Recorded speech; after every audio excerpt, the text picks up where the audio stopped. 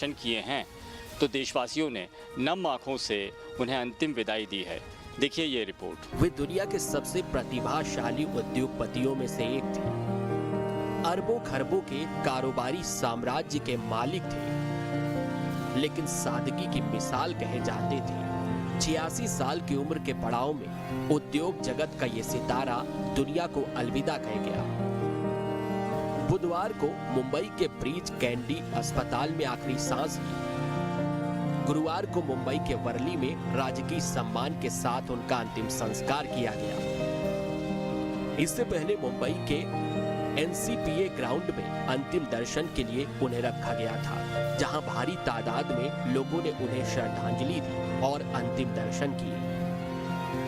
नेताओं से लेकर फिल्मी हस्तियों ने भी रतन टाटा को अंतिम विदाई दी। केंद्रीय गृह मंत्री अमित शाह, गुजरात के मुख्यमंत्री भूपेंद्र पटेल, महाराष्ट्र के मुख्यमंत्री एकनाथ शिंदे,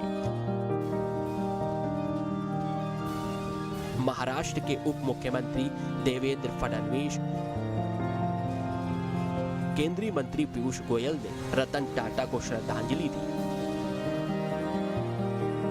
अमित शाह ने उन्हें याद करते हुए कहा, टाटा ग्रुप ध्रुव तारे की तरह इसमें रतन टाटा का बड़ा योगदान है। छत्तीसगढ़ के सीएम विष्णुदेव साय ने एक्स हैंडल पर पोस्ट करते हुए रतन टाटा को श्रद्धांजलि दी और कहा कि उनका जीवन सादगीपूर्ण था।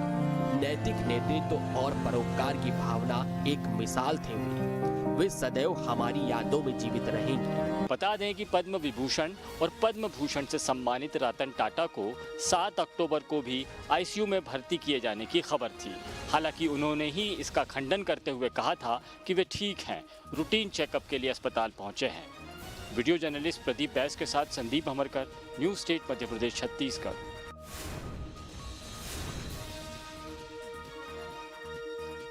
उद्योगपति रतन टाटा ने इस दुनिया को अलविदा कह दिया।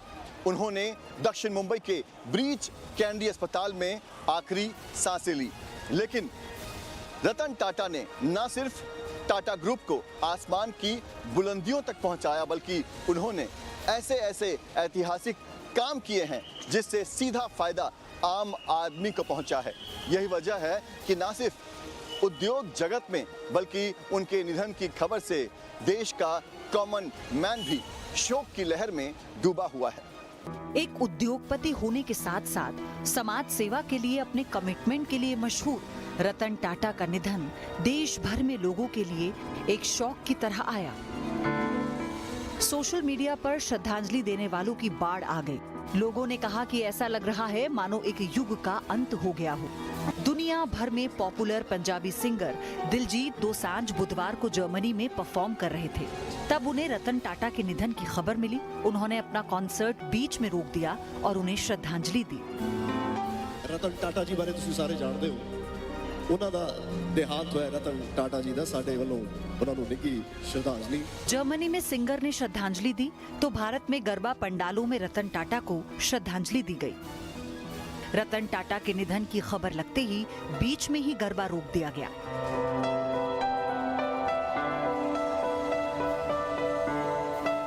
जिस वक्त मुंबई के ब्रीच कैंडी अस्पताल में रतन टाटा का निधन हुआ, उस वक्त देश के कई शहरों में गरबा का आयोजन हो रहा था। गुजरात के कई शहरों में गरबा को बंद कर उनकी आत्मा की शांति के लिए लाखों लोगों ने प्रार्थना की।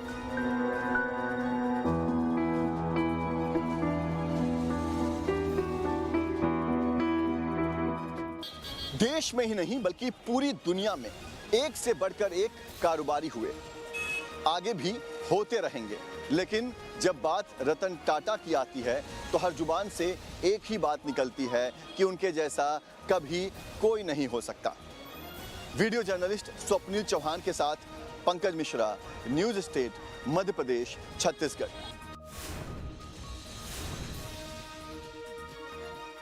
भगवान राम के ननिहाल कहे जाने वाले छत्तीसगढ़ में भांचा राम की मूर्ति पर विवाद शुरू हो गया है।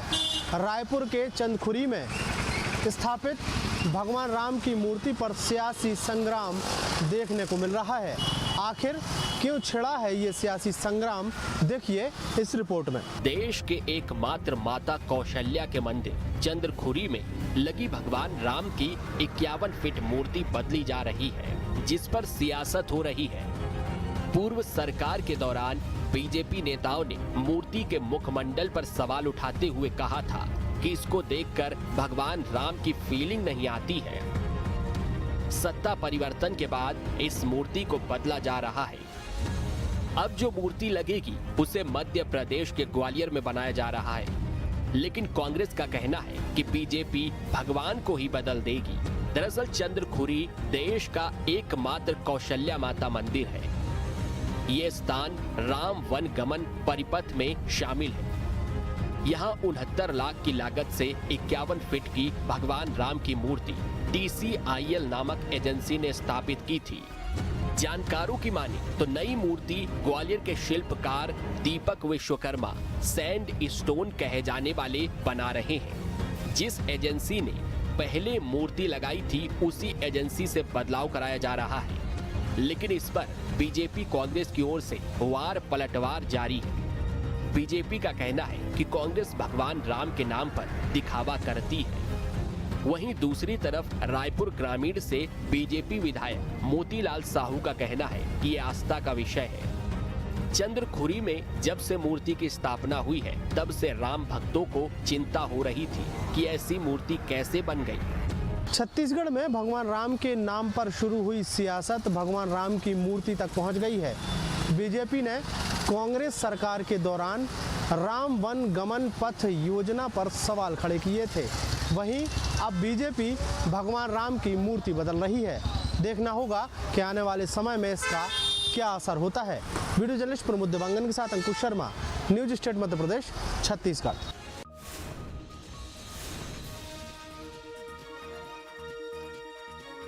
राजधानी भोपाल के ऐशबाग थाने अंतर्गत रेलवे ट्रैक के पास एक नवजात को बोरी में छोड़ के जाने के मामले को पुलिस ने पर्दाफाश कर दिया है। इस पूरे मामले में पुलिस ने एक महिला को गिरफ्तार भी किया है। आरोपी महिला पहले नर्स का काम करती थी। इसके बाद पुलिस ने महिला सहित अनाबालिग बच्ची को जन्म देने वाली महिला के परिवार पर हत्या का मामला दर्ज कर दिया है। देखिए रिपोर्ट। बुधवार सुबह भोपाल के ऐशबाग इलाके में बोरी में बंधी जो नवजात बच्ची मिली थी, गुरुवार को उस बच्ची की इलाज के दौरान मौत हो गई, जिसके बाद बच्ची के शव को पोस्टमार्टम के लिए हमीदिया अस्पताल में भेजा गया। मामले की छानबीन के दौरान पुलिस को एक सीसीटीवी फुटेज हाथ लगा, जिसमें एक स्कूटी सवार महिला ऐशबाग के उमराव दुल्हा इलाके में एक बोरी को फेंकती नजर आ रही है। सीसीटीवी फुटेज के आधार पर पुलिस ने अज्ञात महिला के खिलाफ FIR की। फिर स्कूटी के नंबर से महिला की पहचान आसमा खान के तौर पर हुई, जो पहले नर्स का काम करती थी। पुलिस ने शक के आधार पर इस महिला को हिरासत में ले लिया है। पूछताछ में पता चला कि आसमा खान ने 17 साल की लड़की की डिलीवरी कराई थी। परिवार ने बदनामी के डर से नवजात को ठिकाने लगाने का जिम्मा नर्स को ही दिया था, जिसके बाद नर्स ने बाग उमराव दूल्हा के पास रेलवे ट्रैक के किनारे नवजात को फेंक दिया था। आसमा खान को नाबालिग लड़की के परिवार वालों ने इस काम के लिए 60,000 रुपए एडवांस दिए थे। इस मामले में ऐशबाग पुलिस ने BNS की धारा 93 के तहत अज्ञात आरोपियों के खिलाफ केस दर्ज कर दिया है। हालांकि आरोपियों के खिलाफ धाराएं और बढ़ाई जा सकती हैं। धारा 93 के तहत पेरेंट्स या पालक 12 साल से कम उम्र के बच्चे को त्यागने के इरादे से किसी जगह छोड़ते हैं तो उसे कारावास जुर्माने की सजा से दंडित किया जा सकता है। फिलहाल पुलिस नवजात को जन्म देने वाली नाबालिग बच्ची के बॉयफ्रेंड की तलाश कर रही है। बताया जा रहा है उसका बॉयफ्रेंड बरखेड़ी में रहने वाला है। पुलिस आरोपी नर्स और उसके परिजनों से पूछताछ कर रही है। वीडियो पत्रिका अतुल शर्मा, न्यूज स्टेट भोपाल।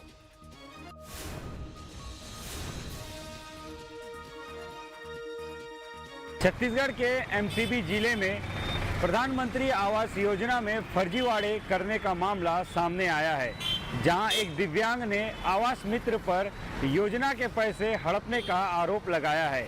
क्या है पूरा मामला, देखिए यह रिपोर्ट। PM आवास योजना में धोखाधड़ी का ताजा मामला मनेन्द्रगढ़ चिरमरी भरतपुर के कुंवारी ग्राम पंचायत से आया है, जहां पर रहने वाले दिव्यांग चंद्रमणि को साल 2018 में प्रधानमंत्री आवास योजना का लाभ देने के लिए खाते में पैसे ट्रांसफर किए गए थे, लेकिन दिव्यांग चंद्रमणि के आवास मित्र ने धांधली करते हुए सारे पैसे हड़प लिए। पीड़ित ने आरोप लगाया कि आवास मित्र धर्मेंद्र ने उसे भरोसा दिलाया कि वह उसका पक्का मकान बनवाएगा, जिसके झांसे में आकर चंद्रमणि ने सारा पैसा उसे सौंप दिया, लेकिन आरोपी ने ना तो मकान बनवाया और ना ही पैसा लौटाया। ग्रामीणों का कहना है कि चंद्रमणि की दिव्यांगता का फायदा उठाकर आवास मित्र ने उसके साथ विश्वासघात किया। पूरा पढ़ाई आवास मित्र जो धर्मेंद्र रहा है तो उसको बहलाए फुसलाए के बोला कि मैं बना दूंगा। मैं बोला कि भाई इसका बना दोगे, फिर ठीक है बढ़िया, उसका कंप्लीट काम कर दो, बना दो। तो वही लिया था तो अधूरा काम करके उछाड़ दिया है। वहीं जिला पंचायत परियोजना उप निदेशक नितेश कुमार उपाध्याय ने कहा है कि यदि जांच में कोई गड़बड़ी सामने आती है तो दोषी को बख्शा नहीं जाएगा। माध्यम से ये जानकारी प्राप्त हुई है तो इसको भी हम गंभीरता से लेंगे और चेक कराएंगे क्या कारण है, क्यों नहीं अब तक पूर्ण हो पाया है, और नियमानुसार जो भी होगी कार्रवाई जरूर। पीएम आवास योजना में फर्जीवाड़े का ये पहला मामला नहीं है। इससे पहले भी ऐसे कई केस सामने आ चुके हैं जहां अधूरे मकान को पूरा दिखाकर जियो टैगिंग कर दिया गया है। फिलहाल देखना होगा कि जांच में क्या तथ्य निकलकर सामने आते हैं, क्या गड़बड़ियां साबित होती है तो और कब तक ऐसे भ्रष्टाचारियों पर नकेल कसी जाएगी। कार्तिक पाल, न्यूज स्टेट, मध्य प्रदेश, छत्तीसगढ़। छत्तीसगढ़ में हाथियों की मुसीबत कम होने का नाम नहीं ले रही है। रायगढ़ में हाथियों ने जमकर उत्पात मचाया है। कहीं विधायक निवास के बाहर हंगामा मचाया तो कहीं किसानों की फसलें चौपट कर दी है। सवाल है कि आखिर क्यों हाथियों के संरक्षण के लिए ठोस प्लान नहीं बनाया जा रहा है। हाथियों की ऐसी चिंगार कि पूरा रायगढ़ गूंज उठा। तस्वीरें रायगढ़ की धर्मजयगढ़ की, जहां पर विधायक निवास के सामने गौठान में 3 हाथी घुस गए और इन हाथियों ने यहां पर जमकर उत्पात मचाया। इतना ही नहीं, हाथियों ने किसानों की फसलों को चौपट कर दिया। बताया जा रहा है कि झुंड से बिछड़कर ये हाथी इस इलाके में पहुंचे। वन मंडल के कर्मचारी और स्थानीय लोगों ने हाथियों को जंगल की तरफ खदेड़ने की कोशिश की, लेकिन सवाल सिर्फ इन हाथियों का नहीं है। आए दिन हाथी छत्तीसगढ़ के कई इलाकों में उत्पात मचाते हैं। बताया जा रहा है जो हाथी रायगढ़ और धर्मजयगढ़ में पहुंचे थे वो भी खाना पानी की तलाश में पहुंचे थे और इसीलिए वे हाथी जोर जोर से चिंघाड़ रहे थे। इतना ही नहीं, हाथियों ने बुधवार की रात धर्मजयगढ़ और रायगढ़ वनमंडल के 37 किसानों की फसलों को नुकसान पहुंचाया है। वन विभाग के रिकॉर्ड के अनुसार रायगढ़ और धर्मजयगढ़ वनमंडल में 157 हाथी विचरण कर रहे हैं। इनमें धर्मजयगढ़ वनमंडल में 143 हाथी तो रायगढ़ वनमंडल में 14 हाथियों का दल मौजूद है। हाथियों के यहाँ पहुँचने पर आसपास के सभी गांवों में मुनादी करा दी गई और लोगों को अलर्ट कर दिया गया है। अब सवाल है कि सरकार हाथियों के संरक्षण को लेकर क्यों ठोस प्लान पर काम नहीं कर रही है। हाथी इंसानों की जान लेने पर आमादा हो गए हैं। कई बार हाथियों के हमले से मासूम लोगों की जान गई है और ये छत्तीसगढ़ में आंकड़ा बढ़ता ही जा रहा है। हालांकि देखना होगा कि विष्णु सरकार हाथियों के संरक्षण के लिए क्या ठोस प्लान बनाएगी। जर्नलिस्ट घनश्याम के साथ रोशन गए, news state, Madhya Pradesh, Chhattisgarh.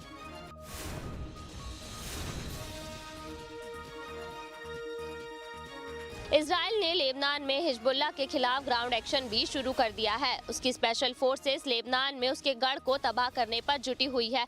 Israel के स्पेशल फोर्सेस न सिर्फ लेबनान में बल्कि यमन और सीरिया तक भी अपना दायरा बढ़ा चुकी है। देखिए ये रिपोर्ट। मिडिल ईस्ट में हालात और विकराल होते नजर आ रहे हैं। इजराइल हिजबुल्लाह के गढ़ लेबनान में लगातार बारूद बरसा रहा है।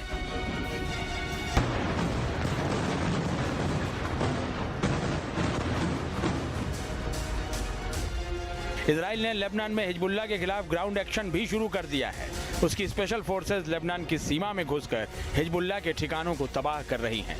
इजरायली फाइटर जेट न सिर्फ लेबनान बल्कि यमन और सीरिया तक अपने हमलों का दायरा बढ़ा चुके हैं। इन देशों में भी इजरायली जेट ईरान के प्रॉक्सी संगठनों के ठिकानों को मिट्टी में मिला रहे हैं।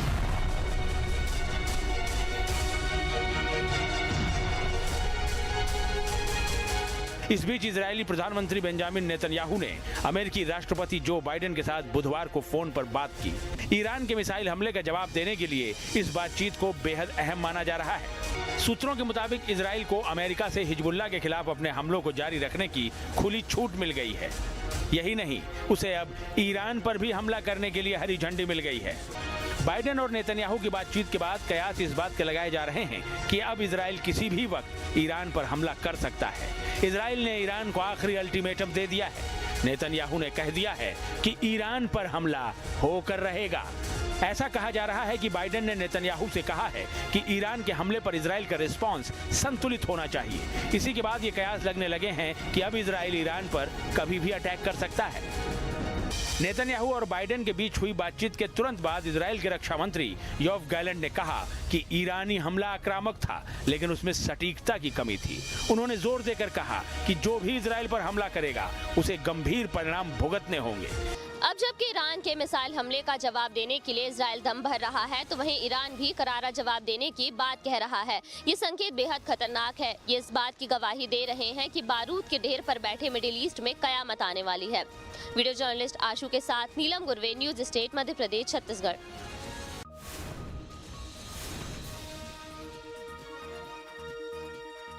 इजराइल ने ईरान पर हमले का प्लान बनाया है, तो ईरान की तरफ से भी जवाबी कार्रवाई की चेतावनी दे दी गई है। ईरान की एलिट फोर्स IRGC ने कहा है कि अगर वो इजराइल पर 200 मिसाइलें दाग सकता है तो इनकी संख्या 1000 भी हो सकती है। इजराइल को इसके लिए तैयार रहना होगा। आखिर क्या है IRGC और क्या है इसकी ताकत, देखिए इस रिपोर्ट में। 1 अक्टूबर को इजराइल की धरती मिसाइल हमलों की धमक से थर्रा उठी थी। 30 मिनट में 200 मिसाइलों ने इजराइल की राजधानी तेल अवीव को दहला कर रख दिया था।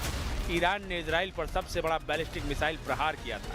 इस हमले की जिम्मेदारी ईरान की elite force revolutionary guard corps ने ली थी, जिसने एक बार फिर इजराइल को मिसाइल हमले के लिए तैयार रहने की धमकी दी है। इजराइल पर 200 मिसाइलें दागने वाली ईरान की elite force revolutionary guard corps ने कहा है कि अगर वो इजराइल पर 200 मिसाइलें दाग सकती है तो ईरान पर हमला करने की स्थिति में 1000 मिसाइलों से भी हमला कर सकती है और इजराइल को इसके लिए तैयार भी रहना चाहिए।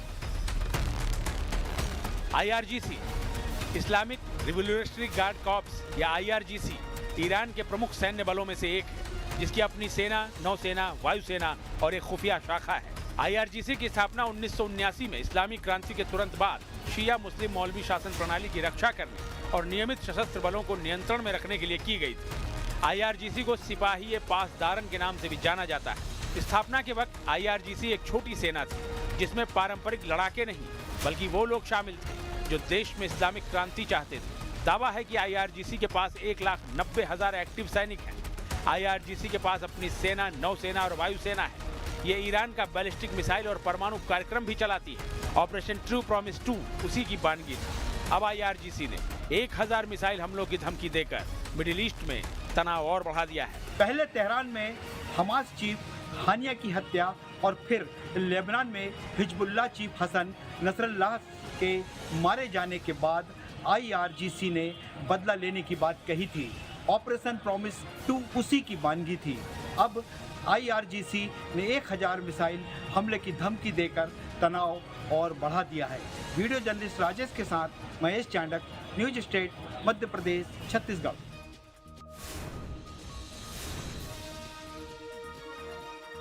लगातार एक के बाद एक दस्तक दे रहे तूफानों से अमेरिका हिल गया है। मिल्टन तूफान ने अमेरिका में तबाही मचा दी है। फ्लोरिडा सहित अमेरिका के 6 राज्यों में मिल्टन तूफान का ऐसा असर हुआ है कि टोर्नेडो के साथ साथ बारिश से तबाही मच गई है। देखिए ये रिपोर्ट। सुपर पावर अमेरिका एक बार फिर चक्रवाती तूफान से सहम गया है। मैक्सिको की खाड़ी में उठे हरिकेन तूफान मिल्टन ने अमेरिका में तबाही मचा दी है।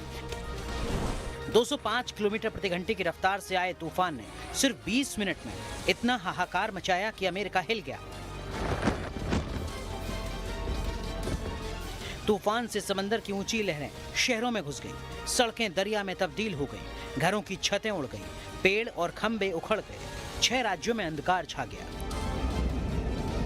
यूएस नेशनल हरिकेन सेंटर के मुताबिक मिल्टन तूफान फ्लोरिडा के पश्चिम तट पर सिएस्टा शहर से टकराया।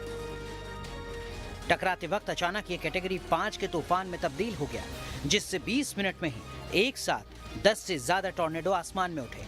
तूफानी हवाओं की रफ्तार भी तेज हो गई। टॉर्नेडो के कहर का अंदाजा फ्लोरिडा की इस तस्वीर से लगाया जा सकता है, जिसमें विशाल आकार का टॉर्नेडो तबाही मचाते हुए आगे बढ़ रहा है। टॉर्नेडो ने बिजली के खंभे उखाड़ दिए, घरों और पेड़ों को अपने साथ उड़ाकर ले गया। सड़कों पर लोग इस तबाही को देखकर दहशत में नजर आए।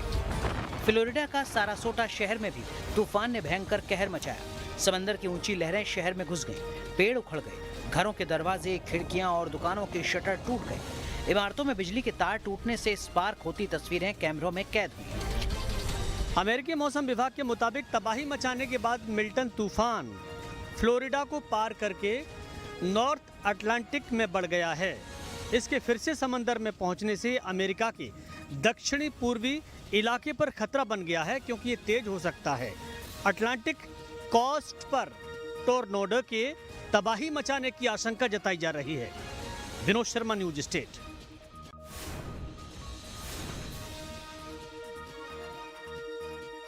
आज की लाइफ स्टाइल में मेंटल हेल्थ का ध्यान रखना बेहद जरूरी है, क्योंकि इसका असर सिर्फ आपकी मेंटल हेल्थ पर ही नहीं बल्कि शारीरिक स्वास्थ्य पर भी पड़ता है।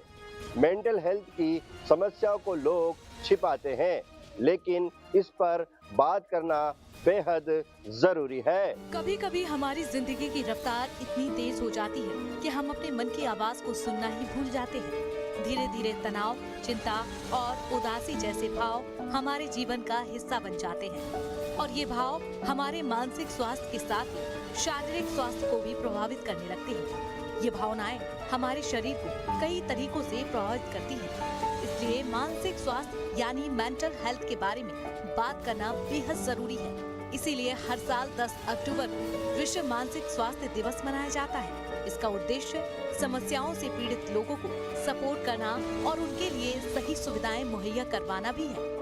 लेकिन आज की तारीख में लोग मेंटल हेल्थ पर बात करने की बजाय उसे छिपाने की कोशिश करते हैं। लेकिन मेंटल हेल्थ पर बात करना बेहद जरूरी है। इसलिए अगर आप या आपका कोई करीबी मानसिक स्वास्थ्य से जुड़ी समस्याओं का सामना कर रहा है तो उससे बात करें, उसे मोटिवेट करें, उसकी समस्या जानने की कोशिश करें और उन्हें किसी प्रोफेशनल डॉक्टर से कंसल्ट करने की सलाह दें। अपने मेंटल हेल्थ का ख्याल रखना हर किसी के लिए जरूरी है। इसके लिए हर दिन खुद के लिए समय निकालें, अपनी पसंदीदा गतिविधियों में शामिल हों। इस बार मानसिक स्वास्थ्य दिवस की theme mental health and work रही है। यह थीम काम की जगह और कर्मचारियों की मेंटल हेल्थ के बीच संबंध पर जोर दे रही है। वर्क प्लेस पर कर्मचारियों के लिए सकारात्मक वातावरण और वर्क लाइफ बैलेंस को बनाने में ध्यान देने की जरूरत है। इसलिए आप सभी से यही अपील है कि अपनी और अपने करीबियों की मेंटल हेल्थ का ख्याल जरूर रखें। वीडियो जर्नलिस्ट समत के साथ शाहिद चौधरी, न्यूज स्टेट मध्य प्रदेश, छत्तीसगढ़।